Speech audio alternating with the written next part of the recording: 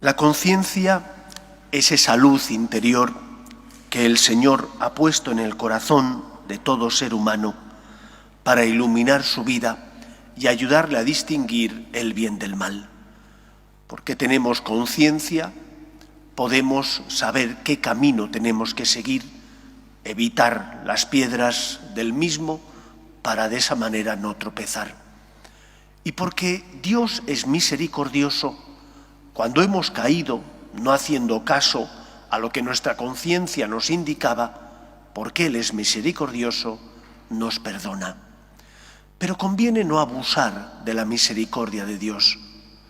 Dios perdona siempre. El problema no es que Dios no perdone. El problema es que el pecado deja una huella en nuestro corazón, el pecado nos esclaviza y genera unas consecuencias que son malas tanto para nosotros como para la sociedad. Al vivir en sociedad, los actos buenos de una persona afectan a toda la sociedad, pero también el pecado, los actos malos, tienen consecuencias para ella. San Juan Pablo II hablaba con frecuencia de lo que él denominaba estructuras de pecado, es decir, pecados personales que generaban en la sociedad una estructura de mal y que por lo tanto hacía daño a los demás. Una estructura de pecado, por ejemplo, era no defender la vida. Leyes que van en contra de la dignidad de la persona y que por lo tanto generan no solo un mal en la persona o en la familia cuya mujer ha abortado, sino también en la propia sociedad, puesto que hace que se cree una estructura de pecado que afecta a todos. De igual manera que he hablado del aborto, está la explotación. La explotación cuando tú compras unas materias primas, por ejemplo, en los países del tercer mundo, las compras a un precio, las manufacturas y las vendes a un precio muchísimo más elevado. Estás creando una estructura también de pecado en muchos casos, puesto que la usura es lo que predomina en ese negocio. Y como todo eso, lo demás. Por eso conviene que seamos fieles a nuestra conciencia, que sabiendo lo que Dios pide para cada uno de nosotros, cambiemos de vida e intentemos ser personas que hacen caso a aquello que el Señor les pide para evitar hacer el mal y para hacer todo el bien que esté en nuestra mano. Podemos recapacitar, darnos cuenta de los errores, volver al buen camino, porque Dios nos perdona. Pero eso no significa que no tengamos que pagar un precio, el precio del pecado. El precio por habernos equivocado deja una herida tanto en nuestro corazón como en la sociedad. Recapacita y vuelva al buen camino. Intenta no pecar, porque cuando pecas te haces daño y haces daño también a la sociedad. Generas estructuras de mal, de pecado a tu alrededor y eso siempre deja una huella y una huella muy dolorosa tanto en la persona como en la sociedad. Tenemos la suerte de que Dios sea misericordioso y nos perdone, pero a la vez tenemos que darnos cuenta de que no todo vale, que solo la libertad, solo cuando uno hace el bien, vive de verdad en el camino de la libertad y que cuando uno hace el mal, eso le hace daño porque le esclaviza y porque genera mal a su alrededor.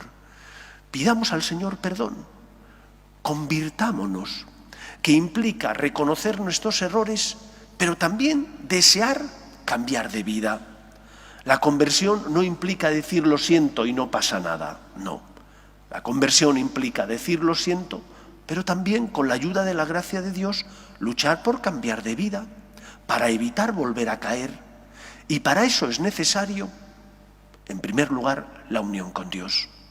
Solo si rezo con frecuencia, si me confieso con frecuencia, si tengo intimidad con Él, porque vengo a misa no solo cuando es obligatorio, sino también cuando puedo, solo si tengo unión con Dios, podré luchar contra las tentaciones.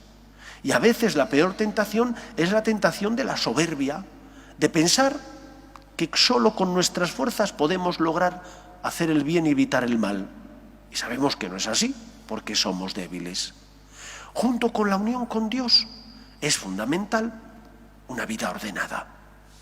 Donde hay anarquía, donde hay desidia, donde no hay una vida ordenada, es muy fácil que el demonio que nos tienta nos gane la batalla. Pero si yo tengo una vida ordenada, donde, porque tengo un plan de vida, Dios ocupa el lugar que le corresponde, donde intento cumplir con mis deberes y obligaciones, será mucho más difícil que el diablo pueda llevarme hacia su terreno. Porque tengo una vida ordenada, porque habitualmente sé lo que tengo que hacer e intento cumplirlo, será mucho más difícil que claudique ante la tentación.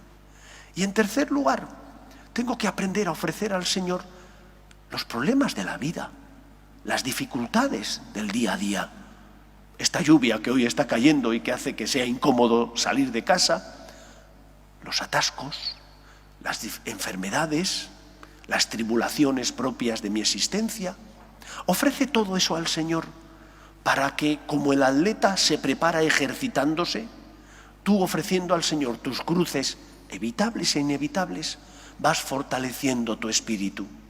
De manera que cuando venga la tentación, como te has acostumbrado a negarte a ti mismo, puedas resistir a la tentación haciendo aquello que el Señor te pide y evitando el mal. Pidamos al Señor que nos sostenga para que no caigamos en la tentación y hagamos siempre su voluntad.